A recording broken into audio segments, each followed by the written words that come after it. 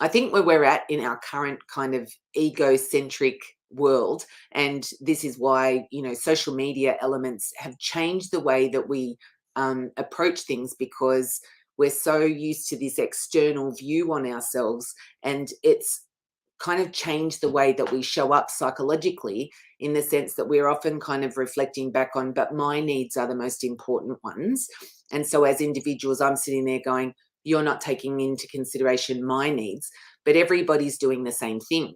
And so this becomes more and more problematic, and we see it the younger, as we get younger generations coming in, and I've talked about this before, where we've got challenges with them not being given good they've got good mental health awareness, but they don't actually have good strategies to help them to learn how to problem solve and move their way forward around things. And that's one of the things when we're working with clients on some of their challenges. It is important to validate their individual experiences, but we can't let one person's individual experience completely negate another person's needs altogether. So it's not like, it can feel, if we were doing that, it feels very competitive, and we can't have a competitive environment around this. We have to try and have some level of balance and a bit of give and take. So when you've got a team, and you might have one person who's got a mental health issue, it is important to recognize that it can start to impact the mental health of those around them. And this is something that we see commonly with if I have a couple and I've got one member of the couple who's actually experiencing some level of depression or mental health, then it does actually have a flow-on effect to the person that they live with all the time, for obvious reasons. They're not able to necessarily do the things or make the contribution in the same way that they were able to before. But I think the biggest issue here that we have, especially in a working environment, is trying to help people understand that it may be something that's impacting them at the moment, but we're trying to work through a very number of ways to help themselves to move forward. And I think that's the biggest risk factor that we've got in a lot of organizations at the moment, about why we're struggling to help people to move forward and make adjustments for other people, because everybody's kind of doing the whole, but what about me, and what about me?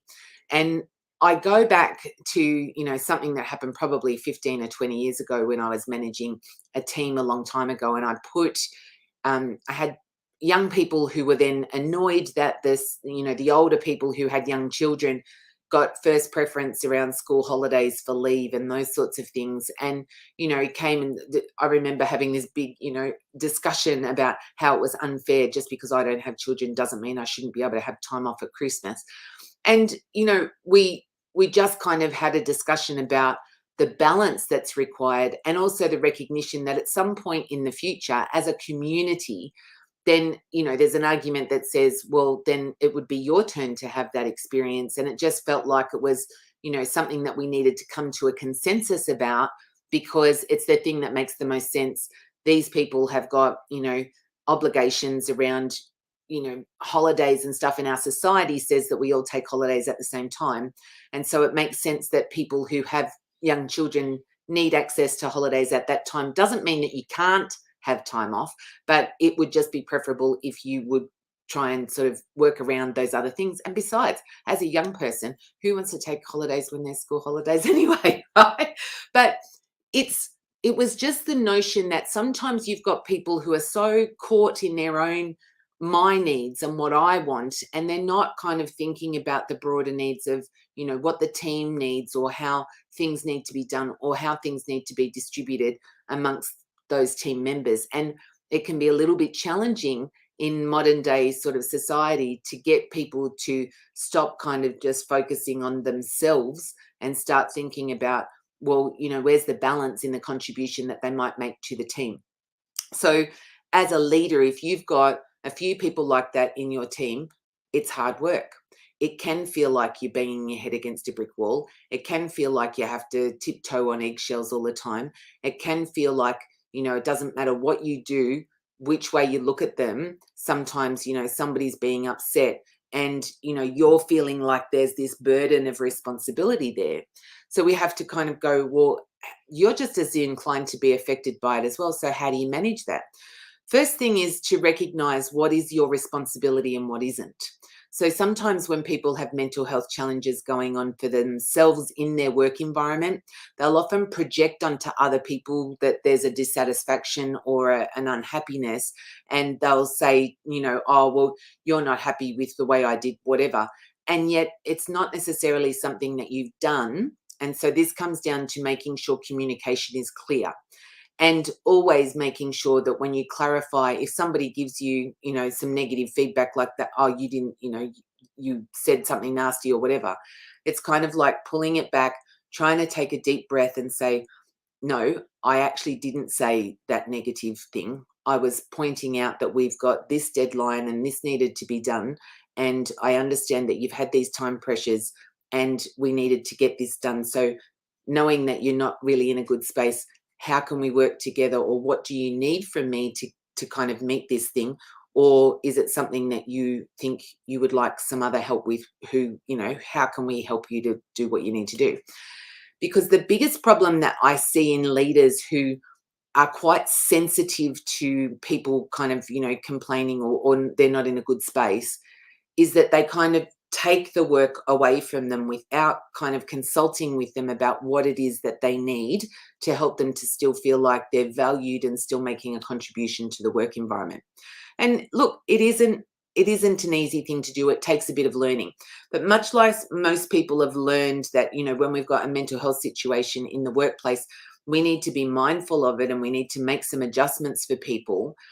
Sometimes we can be, as a leader, so sensitive to the threat that this person's going to say, I made it worse, that what we do is we kind of offload everything and we take everything away from them, and we don't actually leave them with any sort of sense of feeling that there's meaning, or a way that they can make meaningful contribution. And that's the part that I think is important for us to be able to address. And it can just be as simple as, when this person's experiencing a problem and they're telling you that they have an issue that means that they're not able to contribute in the right way, rather than just taking something away from them, because that's actually, I want you to think about it, you're solving the problem for them. What you need to do is get them to start thinking about how they can solve the problem for themselves. So if they're unable to, complete something because they've had a lot going on and they haven't been able to think straight, or whatever it is, but their mental health is affecting their work output or their work quality, rather than just taking stuff away from them and giving it to somebody else, that will upset the whole team, right? Because then the other people feel like they're carrying this person. It's asking the person who feels that they're not able to contribute fully what it is that they need to be able to feel like they can make a better contribution. And don't just accept, I don't know, because this is a collaborative process to try and help somebody with their mental health, right? And I've said this to lots of people around their leadership approach. As a leader, you want to work collaboratively with your people to get them to come to you with solutions, not problems. If you allow them to continue to throw the problems at you and you've got to solve everybody's problem all the time, that is the thing that will deteriorate your mental health, because then you feel like you're carrying the burden of the world on your shoulders, right? So we want to try and kind of give a bit of a pushback and make some clarity around, where the boundary is. So you're the leader, you're happy to, brainstorm with them about how we can solve a problem. You're happy to try and be flexible to accommodate certain things. There will be deadlines and things that you can't shift, but you also need to know that they feel empowered to be able to say to you, hang on, I'm not doing so well. I'm not having a great day. I'm really struggling with this. Rather than stepping in and telling them what to do in terms of, oh, well, I'll get Jenny to help you, blah, blah, blah. It's kind of like, so what can I do to help you? And if they say, I don't know, then see if you can try and unpack the parts of the process that will help them to work through what it is that they need. Because this is actually the biggest problem. And I see this because we've done this to our children, right? Any of you that have got millennials, mine are a little bit older than that, but any of you that have got, kids in their teens now, or, even up to early 20s, what we've seen is a whole generation of young people who struggle to work out how to solve a problem because their parents were so busy that when they kind of went to them to learn how to do something, or they just ignored the parent and, went off to their room when the parents were asking them to do certain things. Most parents can't be bothered having the argument, so they let the child do what they want to do, and they just go and they pick up the mess, or they clean up the whatever, or they do something. So there's an element of this where they've kind of developed a level of learned helplessness because we've not ever enforced the way that they need to kind of approach things to give them a level of resilience. So when they give up on something because they find it too hard, instead of stopping working with them and unpacking it into the little bits and helping them to work a way to practice and overcome the things that make them feel frustrated, so we've not given them any kind of tolerance to that level of frustration. What we need to do then is, in the work environment, you're now in that, what we call in loco parentis, you're now doing that parenting kind of role. When somebody's got a mental health situation, we've got to try and help them unpack what the problem is, and then give them some, ideas or guidance, or, some ways to look at how they might resolve the issue, but don't take the ownership of the solution away from them. So it's helping them to feel more valued. A lot of people in the mental health sort of side of things will just put their hand up and kind of go, I'm too anxious, I can't do it. And it's kind of like, okay, we acknowledge the anxiety, right? The anxiety is reasonable given the circumstances, but what can we do to help you feel that, if we do something today, that maybe tomorrow you can do the same process without feeling the anxiety, right? Because anxiety is just fear.